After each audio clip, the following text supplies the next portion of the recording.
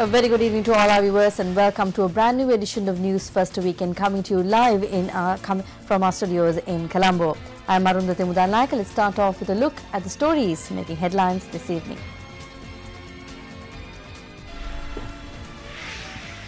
Schedule of island-wide power cuts released. Minister of Power says power cuts not required. Emergency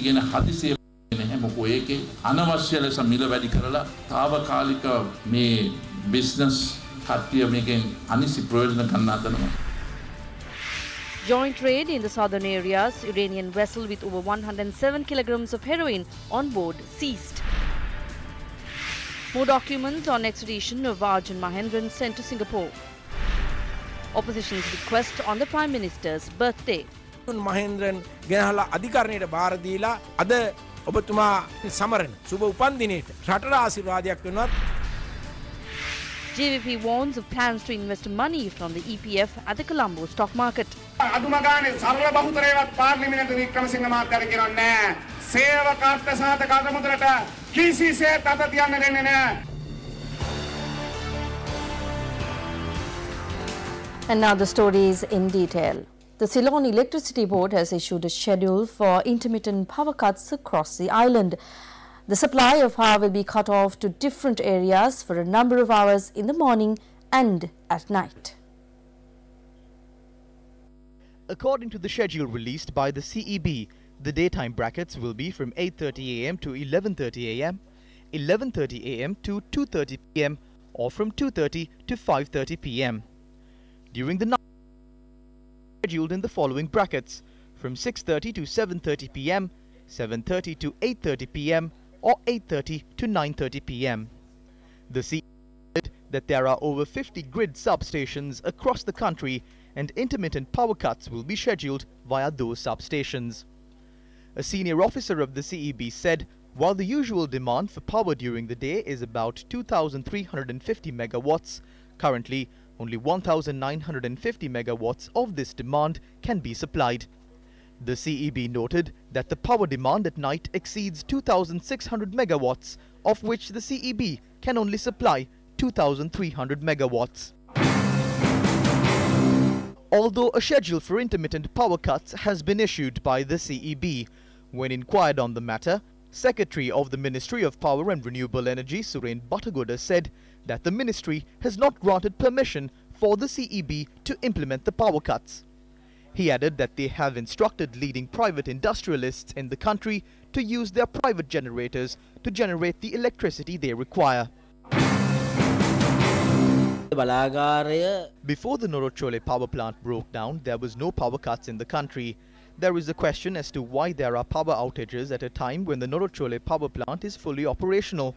On one hand, the ministry is saying that they have not authorized these power cuts, and the CEB is talking about a power cut. There is clearly a mafia active in the power sector. This mafia creates an artificial power crisis and induces the purchase of emergency power. We have no power for about 2 to 3 hours a day. We can't do any work as a result of this. We can't sew clothes for the customers who come in. When someone comes to the tyre shop to patch up a flat tyre, we need electricity for our tools to function. We came here to get some water. There is no power, so we can't get anything done. All the yogurt and ice cream that we buy starts to melt. The companies don't even accept them if they are returned. Why can't officials see these? If we can't pay our bills for a month, they will cut off our connection. Power outages also cause disruptions to the supply of water in many areas across the island. General Manager of the National Water Supply and Drainage Board, Deepthi Sumanasekara, said water was supplied at low pressure to areas including Gaul, Matara and Gampaha districts. I don't think there will be a need for power cuts after that. There is a shortage of power and there is nothing to hide about it. But we can solve this problem by using electricity sparingly. We are working on that these days. We beg forgiveness from the general public. Some people ask why we don't tell them about power cuts beforehand. However, we will not purchase emergency power. Temporary businessmen are trying to exploit the prevailing situation and increase their prices. We are working according to a long-term plan. Honourable Minister, after the contract to purchase power between Ace Power in Ambilipatia and other private power plants expired, it was you yourself who submitted a cabinet proposal for the government to purchase these power plants. It has been over 3 years since the Cabinet of Ministers approved this. However, disregarding all of this, the Secretary of the Ministry, Suren Batagoda, and other officials have, for their personal needs, refrained from implementing these measures and continue to purchase power at exorbitant prices. The fact that certain engineers of the Ceylon Electricity Board are members of the board of directors of these companies is not a secret. Therefore, you, as the subject minister, are vested with the duty of rectifying this situation. It must be noted that as long as these issues continue to remain unaddressed, you will not be able to solve the problems in the country's power sector. Lanka Viduli Bala Mandalaya. The CEB on the 1st of November celebrated their 50th anniversary. They spent hundreds of thousands of rupees to put up banners and other congratulatory posters across the island. Some sections of the management of the CEB are blaming this government, saying that they weren't allowed to implement their plans. The issues in the country have become a gold mine that lines the pockets of high-ranking officers at the CEB and the leaders of the country.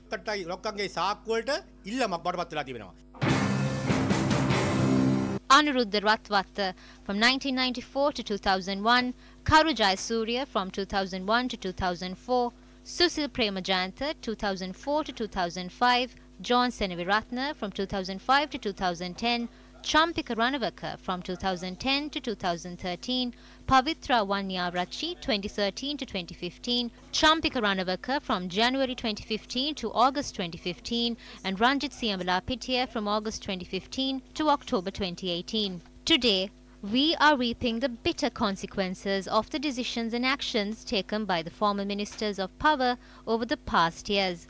Our sincere gratitude goes out to all of them for keeping the public in the dark. 107 kilograms and 22 grams of heroin were discovered on board an Iranian vessel that was apprehended this morning in the southern seas of Sri Lanka. The joint operation carried out by the Police Special Task Force, Police Narcotics Bureau and the Sri Lankan Navy 10.5 nautical miles off Akurala, Galle. The Navy vessel SLNS Suranimala was used for the operation. Security forces had seized the vessel and arrested 9 Iranians in possession of 107.22 kilograms of heroin. The suspects and the ship were brought to the Colombo port this evening.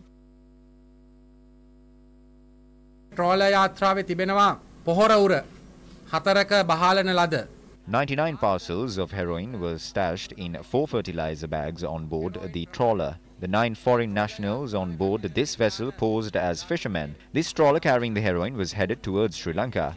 Therefore, according to our observations, this stock of drugs were bound for Sri Lanka to be delivered to a drug smuggler in the island.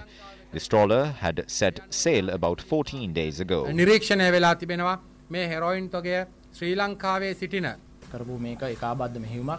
This was a joint operation. This is one of our great victories that we achieved as a country at a time when we are battling the drug menace as a nation. We have powers to make this arrest in the framework of international as well as domestic law. That is how we seized this suspicious vessel. An international team will arrive in the island tomorrow to inquire into eradication of the drug menace in the country. Officers of the International Narcotics Control Board will be in the country from the 25th to the 28th this month. During their stay, they will meet with the top brass of the defense sector, politicians and a number of other stakeholders. According to police, the operations to nab drug smugglers in the country were discussed at the conference of the International Narcotics Control Board held from the 18th to the 22nd of this month in Vienna, Austria. The team of international experts are landing in the country subsequent to these discussions. The Presidential Task Force on Drug Prevention has decided to conduct a survey on drug addicts in the country. Director of the task force, Dr. Samantakumara Kitalavarachi, said that the survey will be conducted island-wide from the 1st to the 10th of April. The Attorney General's Department states that steps are being taken to forward several other files to Singapore in relation to the extradition of former Central Bank Governor Arjuna Mahendran. A senior official at the AGS department said this measure was taken at the request of the Singaporean government in order to file charges against him. The Singaporean government has requested for several documents, including the charges that can be presented against Arjuna Mahendran. The Attorney General's department stated that steps will be taken to forward these documents through the Ministry of Foreign Affairs for the extradition of Mahendran. A senior officer of the Attorney General's department further stated that the special committee appointed to look into the central bank bond scam and the extradition of Arjuna Mahendran to Sri Lanka are continuing their operation in this regard. While the Attorney General's department acts in this regard, should steps not be taken to publicize the Bond Commission report. The people of this country are waiting for the day this report, currently in the possession of responsible authorities, will be released to the public domain. Let's now take a look at some of the views expressed with regard to the central bank bond scam and other related issues. Did Ranil Wickremesinghe not steal? Ranil Wickremesinghe was the chief planner of the treasury bond transaction that led to the central bank bond scam. When COPE investigations were underway and when a COPE meeting was to take place in the evening, Ranil Wickremesinghe summoned the UNP members of the COPE committee to Temple Trees for a meeting. The meeting was chaired by Ranil Wickremesinghe. The former central bank governor Arjuna Mahendran also participated in this meeting. It was Arjuna Mahendran who prepared the answers for the questions that were to be raised during the COPE meeting. This is how everything was planned. The position of the Prime Minister is a license to steal public properties in our country. In 2011, former President Mahinda Rajapaksa brought in an act that includes provisions to pay pensions. Now Wickremesinghe is attempting to bring back the EPF to Colombo Stock Exchange. The EPF belongs to the working public of Sri Lanka. How can Wickremesinghe make such decisions? Arjuna Aloysius misappropriated the EPF funds when they were invested in the stock exchange between 2008 and 2012 during the Rajapaksa government. Following the Rajapaksa government, Arjuna Aloysius together with Ranil Wickremesinghe defrauded the central bank in February 2015. Arjuna Aloysius is now on bail and currently unoccupied. So investing EPF funds in the stock exchange will help keep Aloysius busy. What are they trying to do now? Elections are nearing. Ranil Wickremesinghe is trying to source funds for the upcoming elections through the re-entry of the EPF to stock exchange. In 2011, it was we who led the struggle against the Rajapaksa government who had a two-third majority. Therefore, we make this very clear. We will not allow the Wickremesinghe government to invest the EPF funds in the stock exchange. තුනෙන් එක අදුම ගානේ සරල බහුතරයවත් පාර්ලිමේන්තු වික්‍රමසිංහ මහත්තයාට කියනවා නෑ සේවකාර්ත සහත කර්මුදලට කිසිසේත් අත තියන්න දෙන්නේ නෑ. The Central Expressway continues on a road of trouble with Japan imposing tough conditions for a $1 billion loan. Here's the story. Japan's tough conditions include the cancellation of the project if bribery or corruption is involved to award the $1 billion loan. The loan is of a commercial nature and is to be used for the third phase of the Central Expressway project to build the 32-kilometer Potuhara-Galagedara stretch. Quoting a senior official, the Sunday Times newspaper reported that in the event of arbitration, the Japanese are insisting on Japanese laws. Secondly, the Japanese have linked the International Monetary Fund loan facility to the project loan, stating that the project loan will be cancelled if the IMF facility is withheld. However, questions arise as to why Japan did not take the same stand when negotiations were being conducted with Tokyo Mitsubishi Bank to grant a facility with an exorbitant interest rate and a significantly high insurance premium. Why didn't Japan hold the same stance with regard to the Taisei Corporation, a contractor with a dubious record? The Japanese government's response to these questions is much anticipated.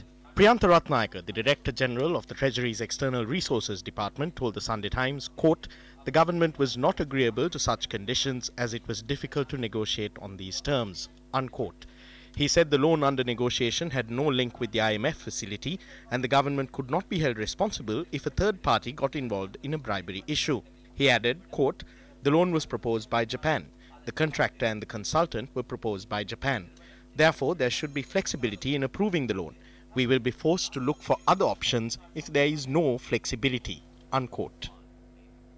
Also in local news, the Constitutional Council has unanimously approved President's recommendation to appoint Additional Solicitor General and President's Counsel Yasantha Kodagoda as a President of the Court of Appeal. Our sister channel, Sirasa TV, was accoladed as a joint winner of the Best Media Channel of the Year at the Raigam Tele Awards 2018. Newsfirst, Sirasa TV and TV1 shared 12 other awards, among them ensuring the mandate of the people.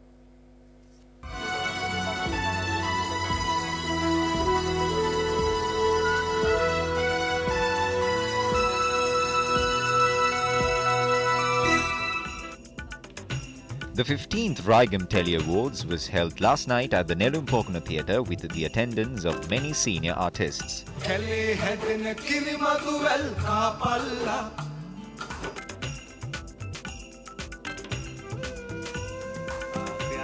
News first come at the Pradeshia Mandapaya, which brought the people in the remote areas to discuss their issues on one stage, with the authorities won the best television discussion program. Sirasa TV නාලිකාවේ විකාශය වූ රන්දික හෙට්ටිආරච්චි සහ රචක දිනේෂ් ධර්මරාජා නිෂ්පාදනය කළ ගම්මැද්ද ප්‍රාදේශීය මණ්ඩපය. Chanu Disanayake of News First and Sirasa TV won the award for the best television presenter, Sinhala. Sirasa TV නාලිකාවේ සම්ප්‍රවේශිකා චානු Dissanayake ඔබයි.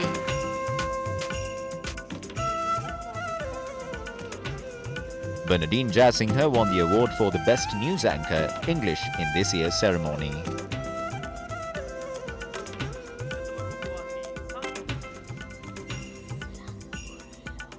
The Best Musical Program of the Year was awarded to Sulankurullo on Sirasa TV. Shanaka Ranatunga සහ විරාජ් හෙට්ටිආරච්චි නිර්මාණය කළ සුලංකුරුල්ලෝ සංගීත වැඩසටහනයි. The first ever Sri Lanka Got Talent was able to win the Best Television Reality Program award. Dhammika Phonseka අධ්‍යක්ෂණය කළ Sri Lanka's Got Talent. Bagging all these awards, Sirasa TV and TV Derana won the joint award for the Best Media Channel of the Year.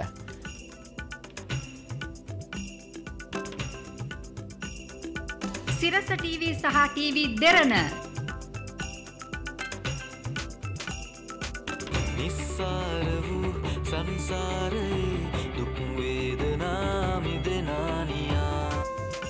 Sirasa TV won many awards in the teledrama category of the ceremony as well. වසරේ විශිෂ්ටතම ටෙලිනාට්‍ය කලා අධ්‍යක්ෂණය සඳහා වූ රයිකම් tele සම්මානයෙන් පිදුම් ලබන්නේ සිරස TV නාලිකාවේ විකාශය වූ මිනිගන්ධාල ටෙලිනාට්‍ය කලා අධ්‍යක්ෂක ධම්මික හේවාදුවත්ත. වසරේ විශිෂ්ටතම ටෙලිනාට්‍ය සංගීත අධ්‍යක්ෂණය සඳහා වූ රයිකම් ටෙලි සම්මානයෙන් පිදුම් ලබන්නේ සිරස TV නාලිකාවේ විකාශය වූ තාත්තා ටෙලිනාට්‍යයේ සංගීත අධ්‍යක්ෂණය කළ රෝහණ ධර්මකීර්ති. වසරේ විශිෂ්ටතම ටෙලිනාට්‍ය ගීත රචනය සඳහා වූ රයිගම් ටෙලි සම්මානයෙන් පිදුම් ලබන්නේ සිරස TV නාලිකාවේ විකාශය වූ තාත්තා ටෙලිනාට්‍යයේ අර හීන් හඬට දිය පෑරෙන ගීතය රචනා කළ කුමාර ලියනගේ. හීන් හඬට දිය පෑරෙන පහළවක්කඩේ.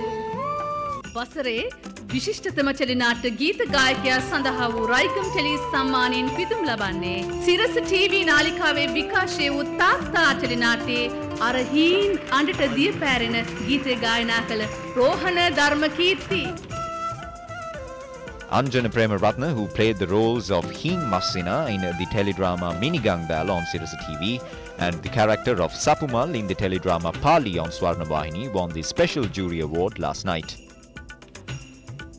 The production of the teledrama Minigangdal on Sirasa TV won another Special Jury Award. Veteran editor Ravindra Guruge and veteran actor Hemasiri Liyanage won Special Merit Awards at the ceremony.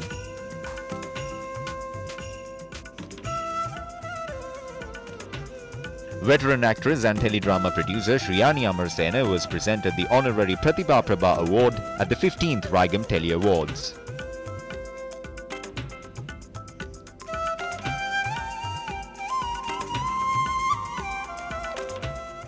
Construction on the Hambantota Miriji refinery and cement factory, dubbed as the largest investment in Sri Lanka, began today.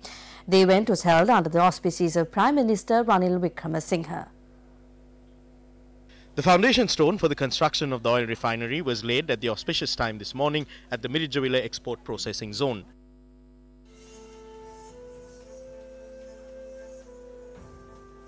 The new oil refinery that spans 200 acres is scheduled to be constructed within 44 months. The Prime Minister also unveiled a plaque ceremonially marking the commencement of work on the cement factory. This project is estimated to be completed in 18 months. Dr. Mohammed Hamad Al Rumi, the Minister of Oil and Gas of the Sultanate of Oman, Jagat Sandeep Ananda, Director of the Singapore registered company Silver Park International, which is one of the main investors for the oil refinery project,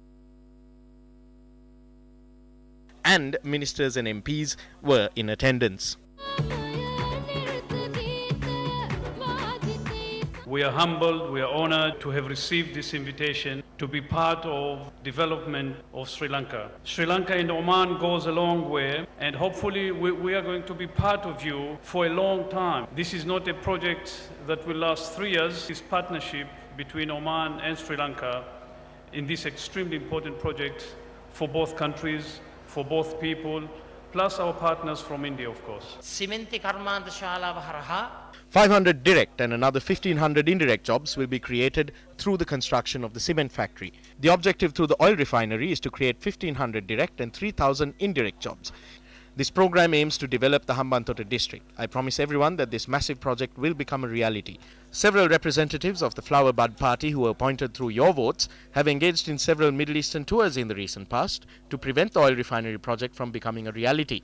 I must clarify that in order to proceed with the oil refinery project, there is an environment impact assessment that must be approved. There are several obstacles that must be passed. However, I assure you that this project will see the light of day. Happy birthday, dear Prime Minister. Happy birthday to you. Happy birthday, Honorable Ranil Wickrem Singh. Would like to invite you on stage, sir, because we have a very special file in Honorable Sajid Premadas's hand, and that has a lot of meaning. Minister Sajid Premadasa also made a private donation of 350,000 rupees to the Yawanpuraya. The funds were presented to the youth by Prime Minister Ranil Wickremesinghe. During the 2015 election, the wild elephants in Sri Lanka resided in Yala, and the white elephants were located in Hambantota. What is there in Hambantota at present? A port that is operated by our Ports Authority and China Merchant.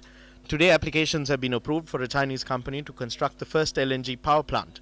We have already laid the foundation for the construction of the oil refinery as well as the cement factory.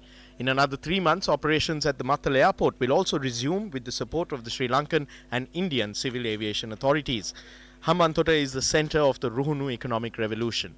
Now, Minister Vijit Vijayamuni is staring at me. We have already allocated 12,000 acres to develop the tourism industry between Matala and Katunayaka. We have shared this task with Ports and Southern Development Minister Sagala Ratnayaka. The Ports Ministry will also introduce a new law named Ruhuna Economic Development Corporate Law in line with these operations. Ruhuna Arthika Sangwardhana Sangsthanitiya. Several points raised over the past few days regarding this project have given rise to reasonable cause for suspicion among the public. While much ado was made at the launch ceremony today regarding Oman's involvement in this project, the Omani Minister of Petroleum and Natural Gas made no mention of any investment. Whilst Deputy Minister Nalin Bandara claimed that Oman's Ministry of Oil and Gas would have a 30% stake in the project, as Newsfirst revealed recently following inquiries, Oman has not invested in such a project. The official announcement released by the government also indicates that the Omani minister attended today's event as a guest and not as a stakeholder in the investment. However, it would be interesting to ask the question why the Omani government is interested in this project. The answer is clear. Oman would supply crude oil to Sri Lanka, which in return will be hugely beneficial to the country. Furthermore, the government is yet to make a proper clarification on questions posed regarding the main investor, Silver Park International, a company registered in Singapore. According to a recent Reuters report, although the company is registered in Singapore, the main shareholder is the Accord Group of India. The founder-chairman of the Accord Group is the Tamil Nadu politician and member of the Dravida Munnetra Kalagam, Dr. S. Jagat Rakshakan. The Hindu newspaper reported recently that 3 of the 4 members of the board of directors of Silver Park International are related to Dr. Jagat Rakshakan. Given the purported involvement of so-called shell companies and the apparent shroud of secrecy surrounding this project, it would even be justifiable for the public to question whether this is an effort to launder money belonging to Arjuna Mahendran, currently absconding from justice in Singapore. The allegations of money laundering are further validated when considering the investor for the cement factory for which the foundation stone was laid today. Do you recall the Dubai Marriott deal? A key individual in this deal, which is fraught with allegations of irregularities, was Nandana Lokuvithana.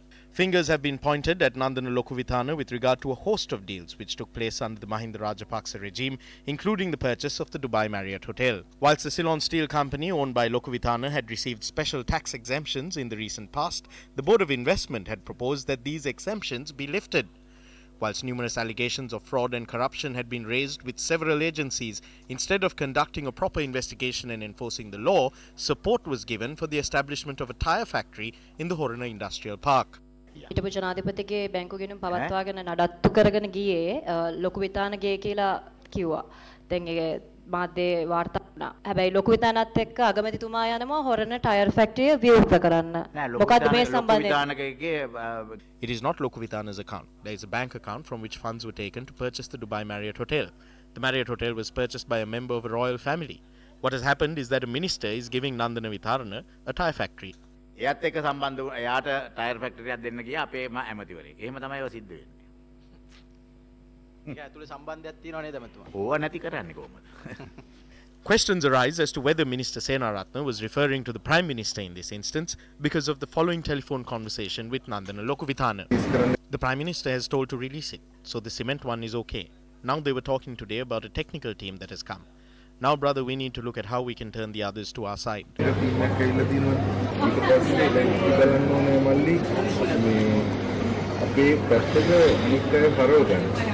Can the government confirm that Nandana Lokuvithana had not previously laid the foundation stone for the cement factory where another foundation stone was laid today? These photographs testify to the contrary. Rulers who continue to think of the people as puppets should realize at least now that the people are wise to these schemes. At this point, it is important to remember that Sajid Premadasa is the deputy leader of the party, the most popular politician in the UNP, and perhaps one of the perceived future leaders in the country right now. What is most bizarre is the fact that while Sajid Premadasa is the deputy leader and the leading representative from Hambantota, the Prime Minister announces that economic development in the south, including Hambantota, will be overseen by his erstwhile colleague and friend, Sagala Ratnayaka. This is typical of Ranil Wickremesinghe and Malik Samaravikrama. These are the games they play. They dangle carrots and then withdraw powers. Political analysts believe that the very same strategy is being used to lure in the Honourable Speaker, who will perhaps realize this too late. Minister Premadasa should be wary at this point. Everyone knows the leadership will come to him. He is the deputy leader and extremely popular amongst party supporters. All we can say is be careful. Minister Premadasa, you have traversed a hard road and were never assisted by the party's hierarchy. But as it did for your father, the late President Ranasinghe Premadasa, the love of the people will place you on the leadership platform. Today is the 70th birthday of Prime Minister Ranil Wickremesinghe. Born on the 24th of March 1949, Ranil Wickremesinghe is the second son of Esmond Wickremesinghe and Nalini Wickremesinghe. Wickremesinghe is a past pupil of Royal College, Colombo. He entered the Faculty of Law at the University of Colombo and took oaths as an advocate in 1972. Wickremesinghe entered Parliament at the age of 27 after winning the Biagame electorate in the 1977 parliamentary elections.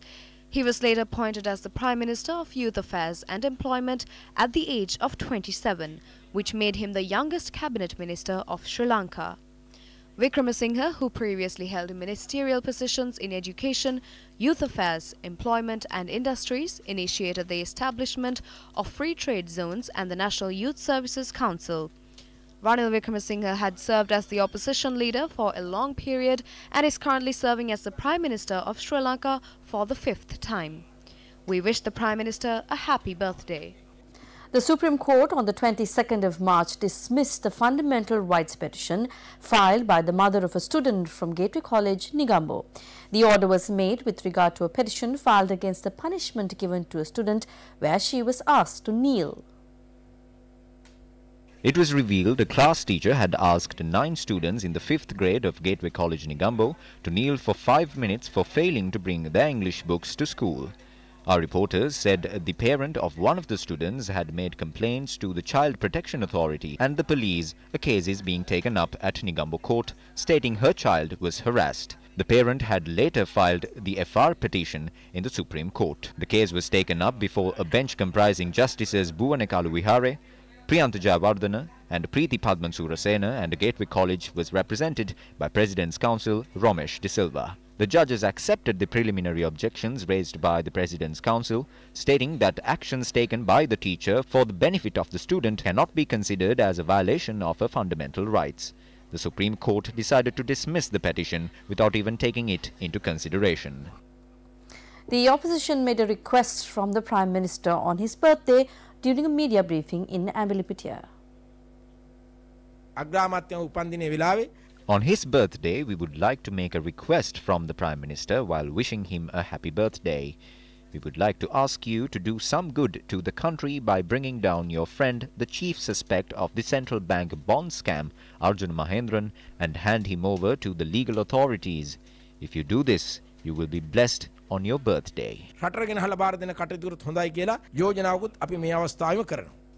And in sports news, it was a historic day for Havelock Sports Club as they clinched the prestigious Clifford Cup Knockout Rugby Championship, defeating Air Force 40 points to 21 at the Colombo Racecourse.